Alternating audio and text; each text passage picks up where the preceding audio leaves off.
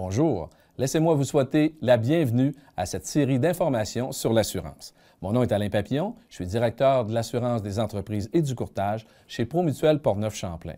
Promutuelle Portneuf-Champlain qui est une société mutuelle portneuvoise, dont le siège social est ici, à Saint-Basile. Issu de la fusion de plusieurs mutuelles, des mutuelles de paroisse en 1980 et fusionné en 2000 avec la Mauricienne pour donner Promutuelle Portneuf-Champlain. On est là, comme le dit bien notre slogan, dans 8 points de service près de chez vous, près de vous, nos assurés. C'est près de 100 employés, dont la majorité proviennent du comté de Portneuf. Vous imaginez que c'est des retombées économiques de plusieurs millions de dollars. Également, le règlement des sinistres se fait ici par nos employés à 97 %. On est également impliqué socialement dans notre milieu. Dans le cadre des 3 épisodes, 3 professionnels vont essayer de démystifier l'assurance. Dans le premier épisode, Catherine Fortin, originaire de Saint-Raymond, va vous parler de l'assurance des entreprises. Dans le deuxième épisode, Augustine Moisan, également de Saint-Raymond, va vous parler d'assurance habitation.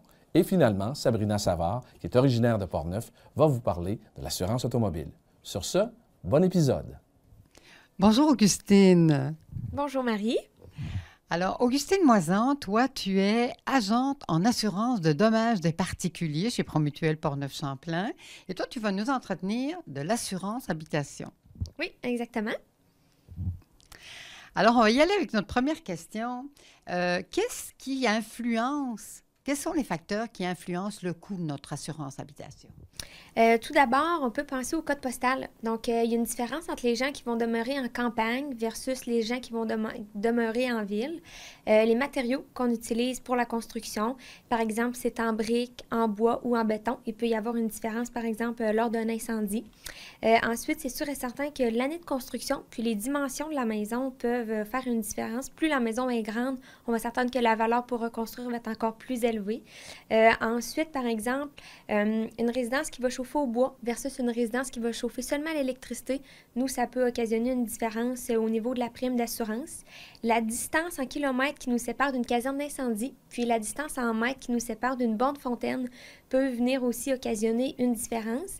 Puis, c'est quelque chose qu'on ne pense pas, mais l'information sur notre dossier de crédit peut également venir influencer notre prime d'assurance. Alors, Augustine, quelque chose qui nous fait très peur, c'est les dégâts d'eau. Hein, on sait qu'on a pu avoir des dégâts d'eau intérieurs, extérieurs. Puis à Saint-Raymond aussi, la rivière a fait beaucoup parler. Alors, est-ce que tu peux un peu nous parler de l'assurance pour les dégâts d'eau? Oui, exactement. Donc, en fait, la première chose à savoir, c'est que les dégâts d'eau qui proviennent de l'intérieur de la maison sont couverts automatiquement sur notre contrat de base. Par exemple, la toilette qui va causer un dommage, la baignoire qui déborde ou encore la laveuse ou le lave-vaisselle qui cause une fuite, ça, c'est couvert automatiquement. Quand on parle de l'eau qui vient de l'extérieur du bâtiment, c'est toujours par voie d'avenant que ça doit venir ajouté à notre police d'assurance. OK?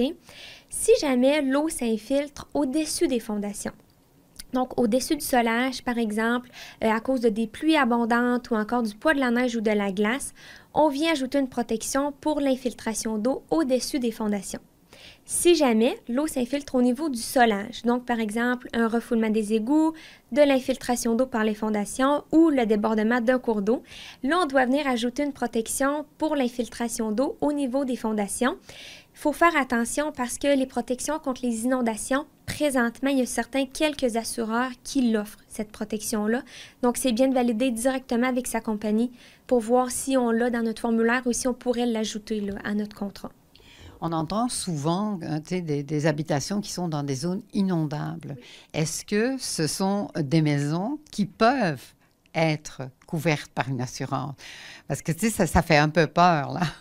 Effectivement, c'est toujours bien de valider directement avec sa compagnie parce qu'en fonction du code postal, ils vont justement être en mesure de déterminer si on est dans une zone inondable et peut-être que si c'est trop à risque ou quoi que ce soit, oui, ça pourra être assuré, mais peut-être que la prime chargée en conséquence sera peut-être très élevée. Donc, à ce moment-là, c'est au goût du client là, de voir s'il veut l'ajouter à son dossier à ce moment-là. Parce que tu dis bien pourrait être assuré, donc il y a des cas où ça ne peut ne pas l'être? Oui, exactement. Donc là, c'est vraiment chaque assureur qui va venir décider s'il veut ajouter ou non la protection.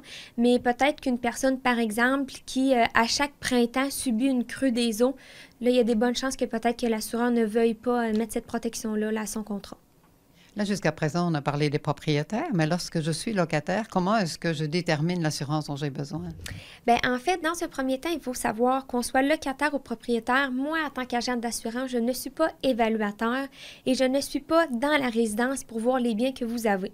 Donc, c'est vraiment à l'assuré à déterminer le montant pour lequel il veut prendre son assurance. Quand on est locataire, c'est pas compliqué. Il faut penser que c'est tous les biens qu'on a avec nous dans notre appartement, que ce soit nos vêtements, notre mobilier, la literie, les bijoux, les électroménagers, nos articles de sport, nos articles électroniques, c'est vraiment tout ce qui nous appartient. Puis il est bon de noter qu'en cas de sinistre, ce sera toujours à nous de faire la preuve des biens qu'on a en notre possession.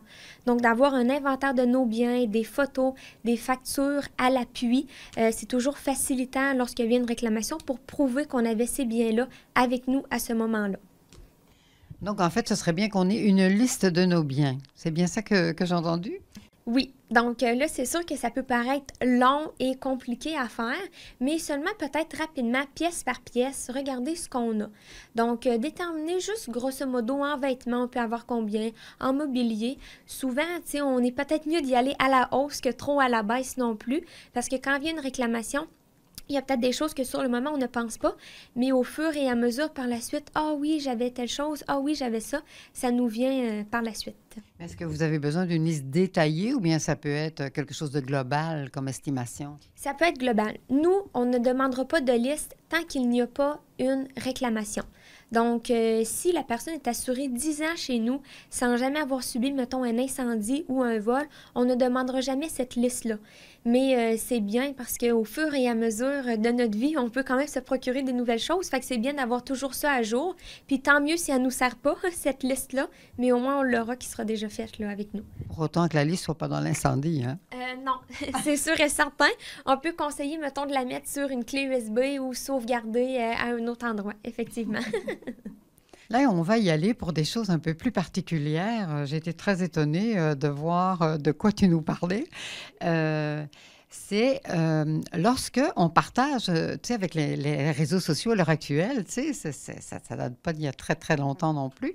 Lorsqu'on partage nos opinions sur des réseaux sociaux, admettons qu'on ait une poursuite, est-ce que notre responsabilité, notre assurance de responsabilité civile peut agir dans ce cas-là?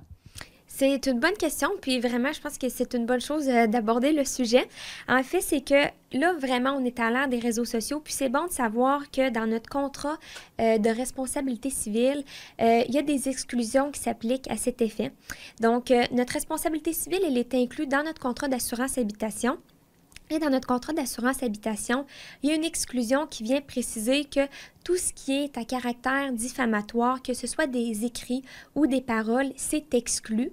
Et il y a également une autre exclusion qui vient préciser que pour tout ce qui est communication électronique, il n'y a pas de responsabilité civile qui peut s'appliquer. Donc, en cas de poursuite, malheureusement, on est, si on veut, laissé à nous-mêmes. Ce n'est pas notre assurance qui va venir nous aider ou payer les frais d'avocat ou les frais de poursuite là, dans une situation comme celle-là. Alors, la question suivante, c'est, il y a des raisons pour mettre son dossier à jour. Alors, on aimerait bien les connaître. Exactement. Donc, en fait, la première chose, c'est pour d'éviter des mauvaises surprises advenant un sinistre et également pour ne pas se retrouver dans une situation de sous-assurance. Donc, de ne pas être assez assuré pour les biens qu'on a en notre possession. Également, c'est sûr et certain que pour tout ce qui est protection, bien, on veut avoir les protections qui reflètent le mieux nos besoins à cette période-là. Donc, c'est une des principales choses là, pour mettre notre dossier à jour. Et également, bien, avoir la prime qui reflète notre dossier d'assurance à ce moment-là, exactement. Alors, c'est sûr qu'on le souhaite à personne, hein? Mais qu'est-ce qui arrive en cas de réclamation? La première chose à faire en cas de réclamation, c'est d'appeler son assureur pour lui dire qu'il nous est arrivé quelque chose. Donc, à ce moment-là, bien, il y a un expert en sinistre qui va pouvoir nous prendre en charge, nous guider dans le processus de réclamation et mandater les experts pour venir nous aider. Si on doit être relocalisé, nous relocaliser à l'hôtel. Si c'est un dégât d'eau, prendre une compagnie pour venir assécher les lieux. Donc, vraiment, c'est notre compagnie d'assurance qui va se charger de tout ça.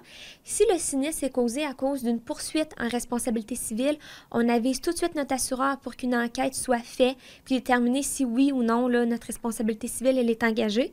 Puis, comme je l'ai mentionné plus tôt, au moment de la réclamation, ce sera toujours à nous de faire la preuve des biens qui nous appartiennent à ce moment-là.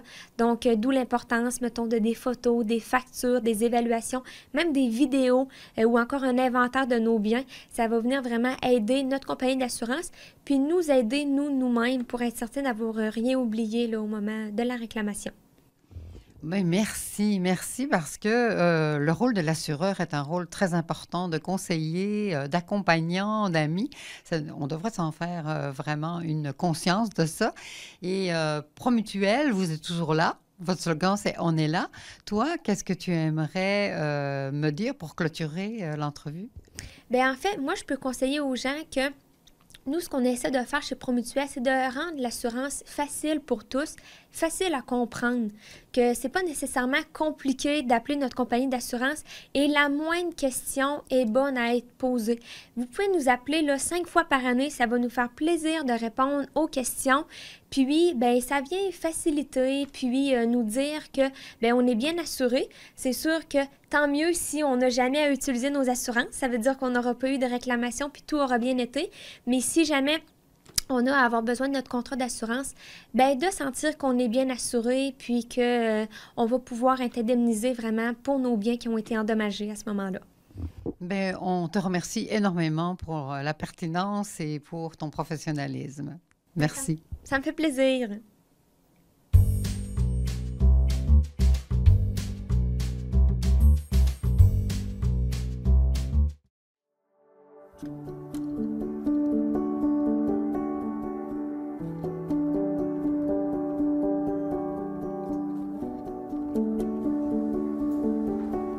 Bonjour, bienvenue au Centre dentaire de la Jacques-Cartier. Je suis Isabelle Saint-Pierre, propriétaire et fondatrice du Centre dentaire de la Jacques-Cartier ici à Sainte-Catherine-de-la-Jacques-Cartier. On est ouvert depuis maintenant 7 ans. J'ai ouvert le centre dentaire parce que ça fait à peu près une douzaine d'années que je suis dentiste et j'ai travaillé à différents endroits, ce qui m'a permis d'aller collecter tout ce que les patients aimaient le plus chez un dentiste puis de le réunir pour faire ma clinique dentaire.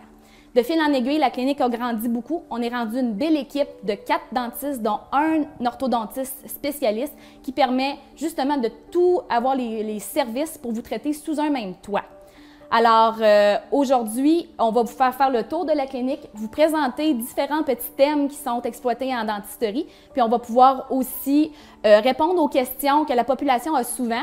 Et le but de l'équipe ici, c'est de vous traiter dans le plus grand confort pour que vous soyez confortable ici, qu'on le sait que les traitements dentaires, c'est quelque chose qui est difficile des fois pour certaines personnes. Certaines personnes ont des craintes, il y a des coûts reliés. Notre but ici, c'est de vous réconforter là-dedans, que vous trouviez votre voie dans la dentisterie avec ce qu'on a à vous proposer. Et puis, toute l'équipe ici aujourd'hui est là pour ça.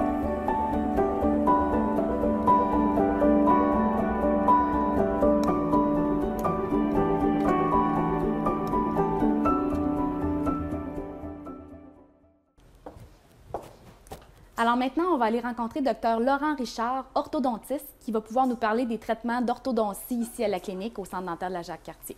Suivez-moi. Docteur Richard, bonjour. Bonjour. Docteur Richard, vous êtes spécialiste en orthodontie. Alors, pouvez-vous nous expliquer ce qu'est l'orthodontie? Bien, l'orthodontie, c'est la spécialité de la médecine dentaire qui se spécialise dans le déplacement des dents pour avoir les dents en bonne position une fois le patient traité. Donc, on a des objectifs multiples, à la fois esthétiques et fonctionnels. Je vais pouvoir vous expliquer ça un petit peu plus tard dans l'entrevue. D'accord. Donc, en fait, on ne fait pas juste ça par esthétique. Exactement. Souvent, les patients viennent nous voir et leur objectif, c'est d'avoir un beau sourire. Donc, c'est l'objectif principal du traitement. Mais l'orthodontiste a aussi des connaissances au niveau fonctionnel pour s'assurer qu'à la fin, une fois les dents bien positionnées, eh bien, les dents ferment bien ensemble. Les dents du haut et les dents du bas vont bien s'articuler pour être sûr que l'usure des dents à long terme se fasse de la bonne façon. Quelle est la différence entre votre titre que vous portez, orthodontiste, avec un dentiste généraliste? C'est une excellente question.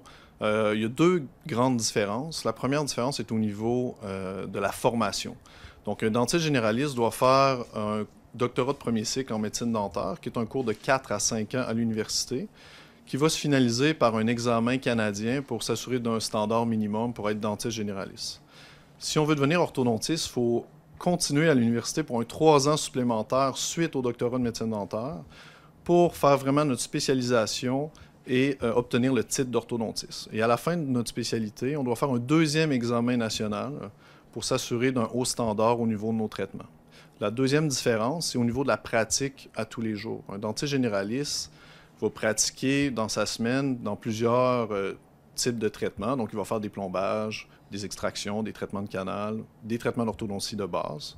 Tandis que moi, comme spécialiste, j'ai abandonné ma pratique générale pour me concentrer seulement à l'orthodontie. Donc, dans ma semaine, je fais 40 heures semaine que des traitements orthodontiques. Je ne fais plus les autres traitements des dentistes généralistes. Okay. Donc, et pendant 40 heures semaine, vous êtes à la clinique de la Jacques-Cartier? Pas exactement. Ma clinique principale à moi est dans la région de Québec, mais je viens ici sur une base régulière pour traiter la clientèle, les patients du secteur de Portneuf. Donc, je viens suivre mes patients ici sur une base régulière pour m'assurer qu'il y a un bon suivi et que leur traitement progresse bien. Bon, pour le peu que je connais ça, là, en général, on commence jeune à faire de l'orthodontie. Donc, en fait, la clientèle, c'est les enfants? Pas tout à fait. Oui, on traite, la majorité de la clientèle, c'est des enfants, mais on traite de plus en plus d'adultes également. La première consultation, c'est recommandé qu'on la fasse vers l'âge de 7 ans. C'est ce qui est recommandé par l'Association des orthodontistes du Canada et l'Association des orthodontistes américaines. Pourquoi? Parce qu'il y a certains problèmes spécifiques qu'on doit diagnostiquer très tôt pour éviter des problèmes majeurs plus tard dans l'enfance. Donc, certains jeunes patients de 7-8 ans, on va devoir leur faire un premier traitement préventif pour simplifier notre traitement complet qu'on va faire souvent à l'adolescence. Donc, effectivement, le gros de nos patients, c'est des enfants et des adolescents, mais de plus en plus, on traite également des adultes. Et quand vous dites, donc, à l'adolescence, c'est à cet âge-là qu'on mettrait les broches, d'après ce que je peux comprendre? Exactement. D'habitude, on attend que l'ensemble des dents d'adultes soient poussées pour pouvoir installer les broches. Donc, en moyenne, on parle vers l'âge de 12 ans, mais c'est des moyennes. On a des enfants qui ont leurs dents d'adulte beaucoup plus tôt dans leur enfance. Donc, vers 10-11 ans, ils vont déjà avoir toutes leurs dents d'adulte, donc on va pouvoir commencer le traitement plus tôt. Et à l'inverse, on a d'autres enfants que les dents poussent plus tardivement, donc on va pouvoir débuter seulement vers 13, 14 ou 15 ans. Mais il y a quand même des exceptions. Il y a certaines situations où on doit traiter des problématiques plus tôt. Donc, on va devoir installer des broches à des patients, même si l'ensemble des dents d'adultes ne sont pas poussées.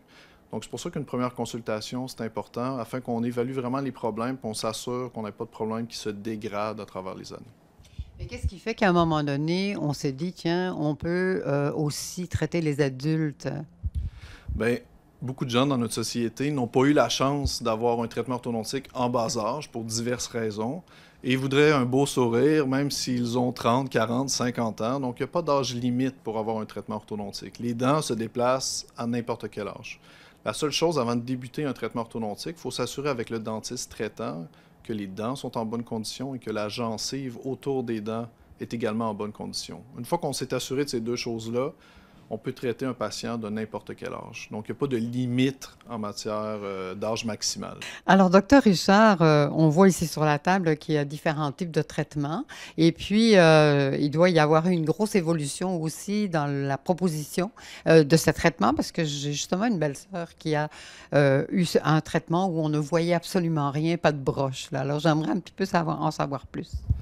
Bien exactement. Les produits ont beaucoup évolué dans les dernières années. Donc, on a encore les broches métalliques conventionnelles qui se sont beaucoup miniaturisées avec les années. Donc, nos broches actuelles sont beaucoup plus petites que celles utilisées dans les années 80. Une deuxième alternative plus esthétique, ce sont les broches en porcelaine. Donc, les broches en porcelaine, chaque boîtier est blanc et fait de porcelaine, donc beaucoup moins apparent que les boîtiers métalliques. Et un dernier produit qui a été développé dans les 10-15 dernières années, ce sont les coquilles Invisalign. Donc, les coquilles Invisalign sont des coquilles de plastique transparentes, comme votre belle-sœur a, qui ne paraissent à peu près pas. Et ces coquilles-là doivent être portées sur les dents. Elles sont faites sur mesure pour nos patients. C'est des coquilles qui sont à changer à toutes les 2 semaines en moyenne pour déplacer les dents progressivement jusqu'à la position parfaite à la fin du traitement. Donc, c'est un traitement idéal dans certaines situations. Beaucoup plus facile de nettoyer ses dents avec les coquilles Invisalign qu'avec des boîtiers conventionnels. Évidemment, l'avantage esthétique est majeur puisque ça paraît à peu près pas lorsqu'on les porte. Le traitement, à peu près combien de temps ça prend pour rectifier les dents? J'ai malheureusement pas une réponse universelle à votre question. Ça va varier de la malocclusion de départ. Donc, vous comprenez que plus les dents sont croches à l'origine, plus ça va prendre du temps à l'orthodontiste à les aligner parfaitement. Donc, en moyenne, on peut dire qu'un traitement peut varier entre 18 mois jusqu'à 36 mois, donc entre 1 an et demi et 3 ans, tout dépendamment de la malocclusion de départ. Docteur Richard, pouvez-vous nous dire si c'est couvert par les assurances dentaires? Ce n'est pas toutes les assurances qui couvrent les traitements orthodontiques, donc il faut vraiment que les patients vérifient avec leur assureur si l'orthodontie est couverte pour leurs enfants ou pour eux-mêmes. On est séparé des traitements dentaires de base et parfois la couverture, le pourcentage de couverture peut différer des traitements dentaires réguliers. Donc, il faut vraiment s'informer à son assureur si on est couvert ou non. Alors là, on arrive à la fin de notre entrevue. Puis, est-ce que vous auriez comme une invitation à faire et quel est l'intérêt justement d'aller dans des traitements comme ceux-là? Bien, définitivement, l'orthodontie, ce n'est pas seulement une question d'esthétique. C'est ça que je veux que nos téléspectateurs retiennent aujourd'hui. Il y a aussi un aspect fonctionnel à un traitement orthodontique. Donc, si on veut que nos dents s'usent et se développent de façon normale à long terme, l'orthodontie fait partie des traitements qui sont nécessaires dans certaines situations. Donc, j'invite tous les téléspectateurs de venir nous rencontrer en consultation. Une consultation initiale sert vraiment à déterminer quelles sont les problématiques chez nos patients et ça nous permet vraiment de répondre aux questions de nos patients. Donc, on va pouvoir à ce moment-là les renseigner au niveau du prix, de la durée du traitement, le type d'appareil qu'on peut utiliser et à la fin, leur donner vraiment le sourire qu'ils désirent depuis longtemps. Merci beaucoup, Dr. Richard. Ça fait plaisir.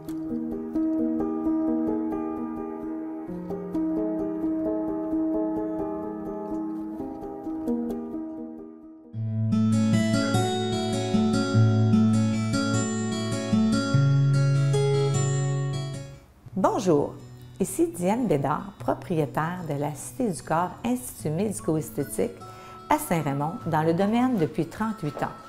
Il me fait plaisir de vous accueillir dans mon institut pour vous présenter les différents soins offerts.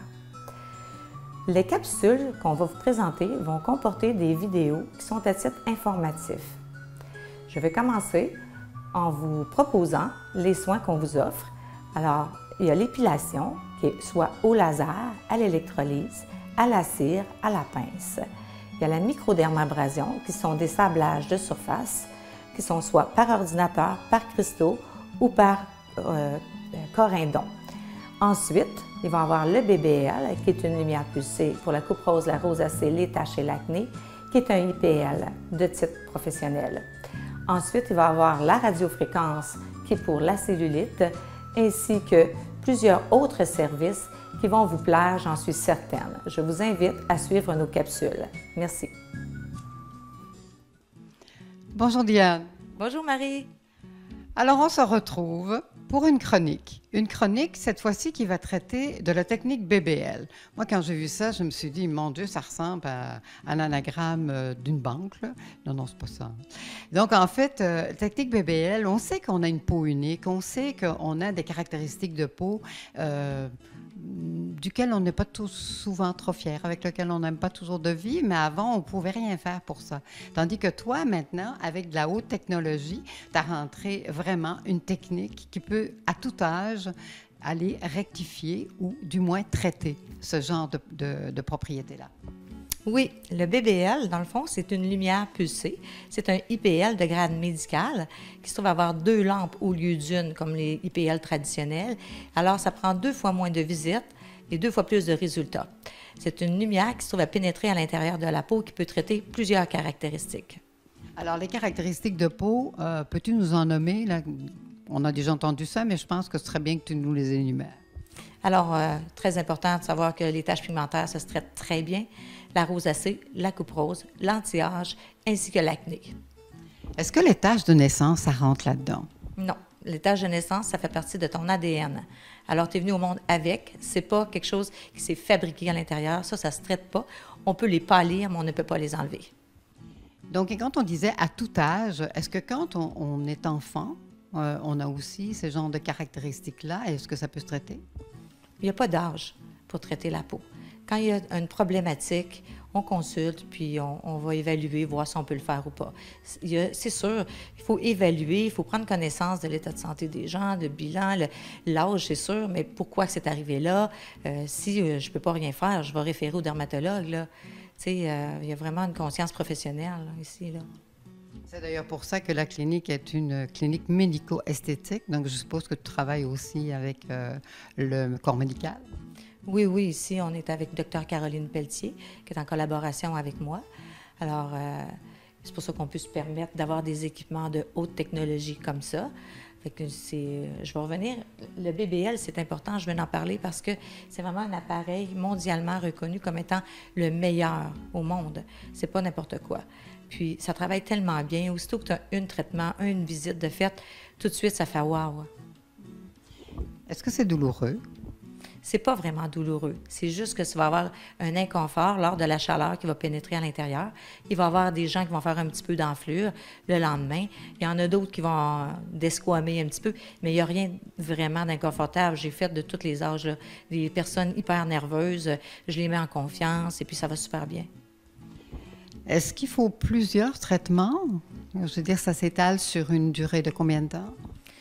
Première des choses, selon le bilan santé, selon ce que je vais décider dans le protocole, on va voir, ça peut prendre de 1, 3, jusqu'à 3 visites. Et aussi, bien, il faut aussi traiter avec des produits, des fois, en alternance. Et les visites sont entre 3 semaines et 1 mois d'intervalle. Parce que le résultat, l'appareil travaille 3 semaines à l'intérieur des tissus. C'est quand même rapide, hein? Tu sais, 1 à 3 visites. Je pensais que ça allait s'étaler peut-être sur 6, 8, 10, là, non? Si on travaille avec un IPL standard, oui, ça va aller de 5, 6, 7 visites pour arriver au même résultat que le BBL. Le BBL, pour les gens, ils vont dire ah, IPL, BBL, c'est quoi le... Bien, le BBL, dans le fond, c'est vraiment le Born Band Light. Ils l'appellent comme ça. C'est la lumière, la large bande de lumière qui est vraiment différent pour le différencier d'un IPL standard. C'est juste ça. Quand on a reçu notre traitement, est-ce qu'on peut aller au soleil, par exemple? Il faut attendre minimum 2 semaines avant d'aller au soleil. Il faut mettre des bons produits, une bonne crème solaire. Bien, c'est un peu pour ça aussi qu'on a décidé de rentrer une ligne qui va faire les suivis de ces traitements-là, qui est l'Alumier MD. OK. C'était ma prochaine question, c'est de dire, bon, est-ce qu'on peut continuer à mettre nos crèmes, je veux dire, dont on a l'habitude de servir? C'est toujours préférable, quand on paye des traitements de cette qualité-là, de s'offrir au moins une crème qui est complète ou qui suit la ligne directrice de notre soin. Alors, c'est pour ça que je conseille toujours des produits. Si les gens veulent finir le produit, bien, ils doivent m'emmener le contenant pour voir qu'est-ce que ça contient à l'intérieur. Il ne faut pas aller prendre un produit qui va aller à l'encontre de notre soin. Avant de continuer justement sur les produits, est-ce qu'il y a un moment particulier dans l'année où c'est indiqué de faire ce type de traitement? C'est sûr que je ne ferai pas ces traitements-là en été. C'est des traitements qui sont plus... On va commencer là, à la fin septembre, début octobre, puis je vais terminer en avril. Parce qu'en terminant en avril, il faut que je sache que mon traitement dure 3 semaines dans ma peau, là. Fait qu'aussitôt qu'il va y avoir un peu trop de soleil, les gens veulent aller avec l'extérieur parce que l'hiver, c'est toujours long, hein? On a hâte de sortir. Fait que non, c'est préférable de faire ça en hiver. Diane, tu nous parlais plus tôt des produits allumiers. Est-ce que ça veut dire quelque chose de particulier? Allumier veut dire illuminer. Ils ont choisi ce nom-là en voulant penser à une peau qui est rayonnante, qui est pure. Et en fait, bon, il y a toute une gamme de produits en fonction des différentes propriétés de peau? C'est ça, tantôt, que j'expliquais un peu, c'est que les produits sont vraiment adaptés aux services qu'on offre avec les équipements. Alors, quand tu as une problématique de peau qui est plutôt des taches pigmentaires, bien, tu vas avoir des produits qui sont vraiment adaptés et aussi, je vais avoir un soin qui va éviter de faire revenir ces taches-là. Là, tu me parlais, c'est quoi la composante de ces produits-là? Première des choses, Allumier, la base d'Allumier, c'est des peelings chimiques. Des peelings, bien, ça veut dire, c'est pour faire peler la peau. Et chimique, bien, c'est simplement parce que on se sert de la chimie des acides. OK. Ben oui. Là, le mot acide, là, ça fait peur. Hein? Alors, peux-tu un peu démystifier ça? Oui, je vais en parler parce que les acides, oui, on avait peur, même, je dirais, là, plusieurs années, on évitait les produits aux acides, on disait ça brûle la peau. Maintenant, c'est tellement rendu raffiné. Et Allumier, là, c'est un protocole de médecin qui vient de la grande... Les produits sont formulée en Europe, aux États-Unis et au Canada par un consortium de médecins qui se sont vraiment penchés sur la question des acides pour formuler cette fameuse belle ligne Allumier MD qui est fabriquée au Canada. Et Allumier travaille avec les acides glycoliques, les acides lactiques, salicyliques et kojiques. C'est des acides qui sont quand même des produits naturels. Fait que c'est quand même de la biologie naturelle et c'est adapté pour chaque type de peau qu'on va traiter. Il va y avoir un temps de peau pour poser le produit vraiment pour que ce soit tolérable par la peau. On pose des questions aux gens tout le temps là, pendant qu'on fait ça. On sait chronométrer le temps de pause et les résultats sont vraiment fascinants. Donc, si j'ai bien compris, c'est un acide biologique qui va rencontrer notre biologie et qui va aller pour le mieux dans le raffinement d'un nouveau type, peut-être pas d'un nouveau type de peau, mais de nouvelles propriétés de peau. Oui, ça va éclaircir. Tantôt, on a parlé d'allumier, ça veut dire illuminer, mais c'est vraiment pour éclaircir le teint, pour aller vraiment enlever les taches pigmentaires. L'acné, écoute, c'est génial. J'ai fait des traitements d'acné, là, c'est fabuleux. Fabuleux. Et l'acide salicylique, c'est une acide qui est vraiment faite pour ça et ça répond bien. Il y a des acides qu'il faut neutraliser aussi, là, et il y a des acides qu'on n'a pas besoin de neutraliser, qui vont faire affaire, qui vont travailler à long terme, tranquillement, oui. Alors, Diane, on arrive au bout de cette chronique. Alors, peux-tu nous donner comme le mot de la fin, là? Bien, je vous dirais que venez nous rencontrer pour vos caractéristiques de peau, pour aussi avoir plus d'informations sur les services. Comme on a dit, c'est à titre informatif. Alors, avec un bon bilan santé, ça va me faire plaisir de vous accueillir à la Cité du Corps pour tous vos problèmes de peau. Merci. Merci, Diane.